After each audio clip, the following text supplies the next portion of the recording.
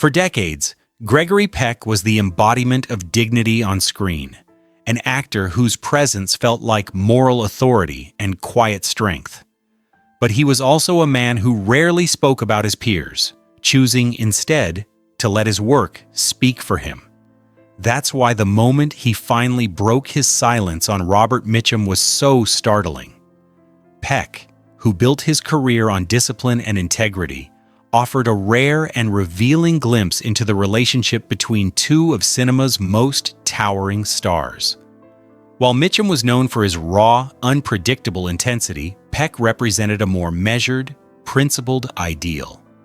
Their on-screen clash in Cape Fear remains one of Hollywood's most unforgettable rivalries, but behind the camera, the truth was more complicated. Peck's reflections on Mitchum are not just about acting, they are about character, authenticity, and the choices that define a life. In his own quiet way, Peck offered an honest tribute to a man who never fit the mold. Early life.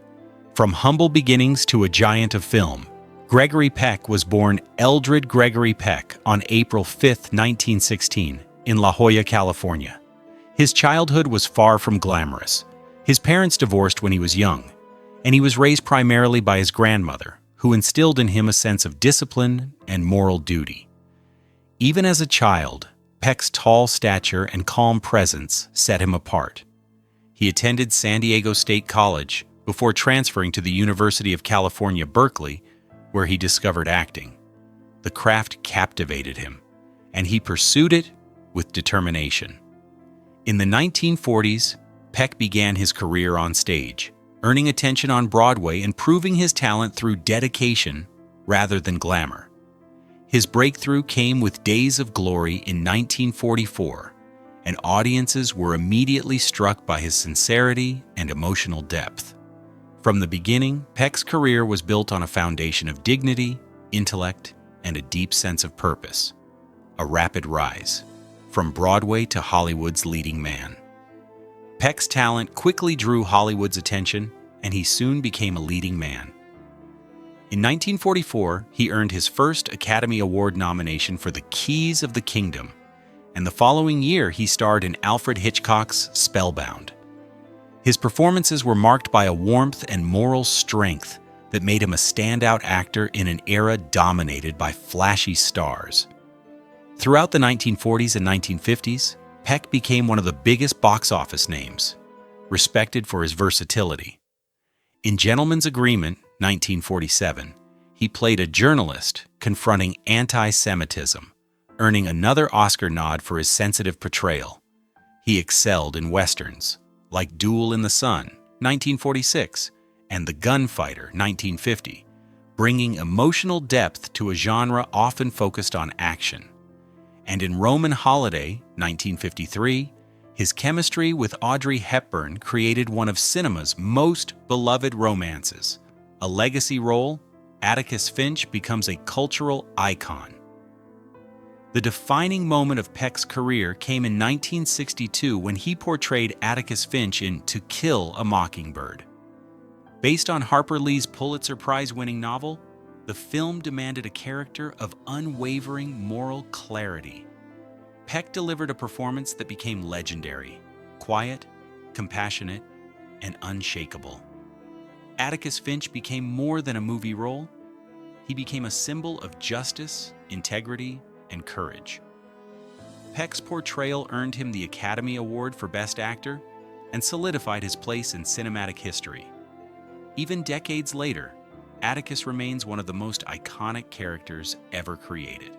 The role perfectly aligned with Peck's public image, a man of principles, deeply committed to doing what was right.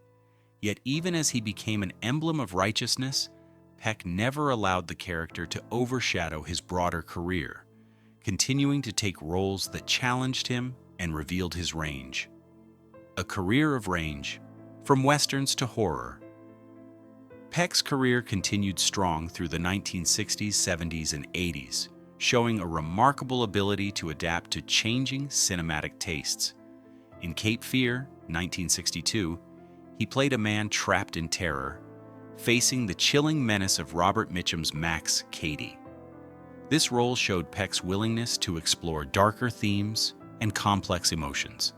He also starred in The Guns of Navarone, 1961, an epic war adventure, and McKenna's Gold, 1969, showcasing his Western charisma. In 1976, he appeared in The Omen, introducing him to a new generation as the father caught in a supernatural nightmare. Peck's range was rare for a leading man of his era. He could be noble, vulnerable, heroic, and frightened, sometimes all in the same scene. This versatility allowed him to remain relevant across decades, proving that his talent was more than a single iconic role. The man behind the screen, integrity, activism, and honor beyond acting. Gregory Peck was admired for his integrity and humanitarian spirit. He used his fame to speak out on issues of civil rights, freedom of expression, and social justice. He was never afraid to take a moral stand, even when it was unpopular or controversial. Peck supported liberal causes and lent his voice to organizations promoting equality. In 1969, he was awarded the Presidential Medal of Freedom, one of the highest civilian honors in the United States. The recognition reflected not only his cinematic achievements, but also his lifelong commitment to principles. Peck's public persona was not a performance. It was a reflection of the man he was. He believed in responsibility, dignity, and compassion, and these values informed both his life and his work. Even his most dramatic roles carried a sense of moral seriousness that made him unforgettable. Family life, joy, tragedy, and enduring love. In October 1942, Peck married Finnish-American Greta Kukkonen, later Greta Peck, and the couple built a family together.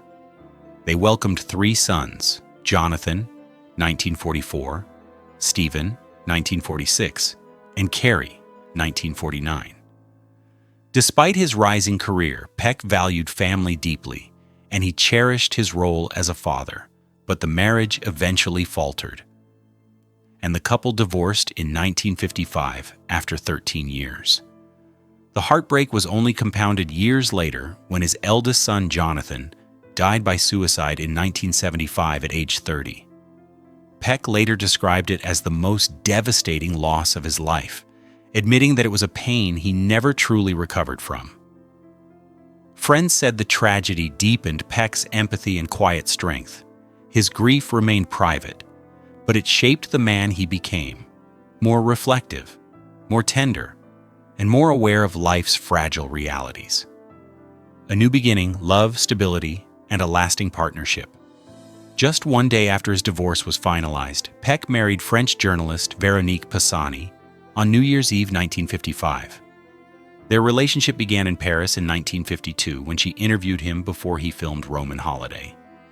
Their connection was immediate, and 6 months later, Peck invited her to lunch, beginning a romance that lasted nearly 50 years. Together, they had 2 children, Anthony, 1956, and Cecilia, 1958.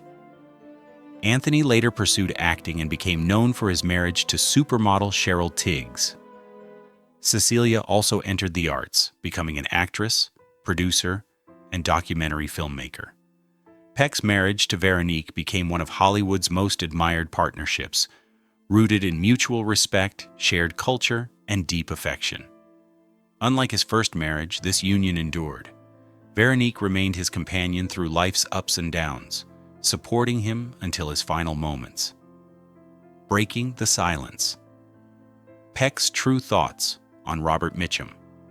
For years, fans speculated about the relationship between Gregory Peck and Robert Mitchum.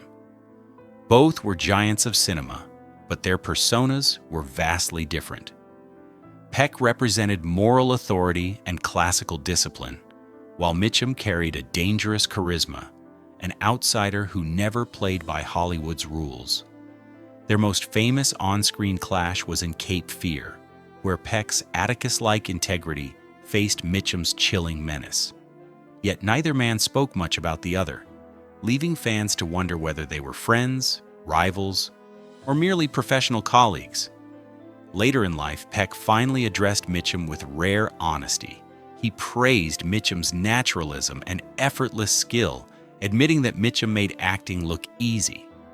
Peck also described Mitchum's off-camera intensity and sharp wit, revealing that the actor could light up a tense set with a single, sarcastic remark. Peck respected Mitchum's refusal to conform, recognizing a courage in him that Peck admired, even if he didn't fully understand it. Outro. A legacy of respect, strength, and truth, Gregory Peck died on June 12, 2003, at age 87, leaving behind a legacy of dignity, integrity, and unforgettable performances. He passed peacefully at home in Los Angeles, with his devoted wife Veronique by his side, a fitting end for a man who lived with quiet strength. Tributes poured in worldwide, honoring not only his artistry, but his moral character. His portrayal of Atticus Finch remains one of the most enduring symbols of justice in film history. But his reflections on Robert Mitchum reveal something deeper. Peck understood that true greatness is not always polite or conventional. Sometimes it is raw, rebellious, and uncontainable. In speaking about Mitchum, Peck offered a rare glimpse into the human side of Hollywood's golden age. He reminded audiences that the greatest actors are not only those who perform well, but those who remain true to themselves, no matter what the world demands. In the end, Peck's legacy is not just his films, but his unwavering belief in truth, honor, and respect.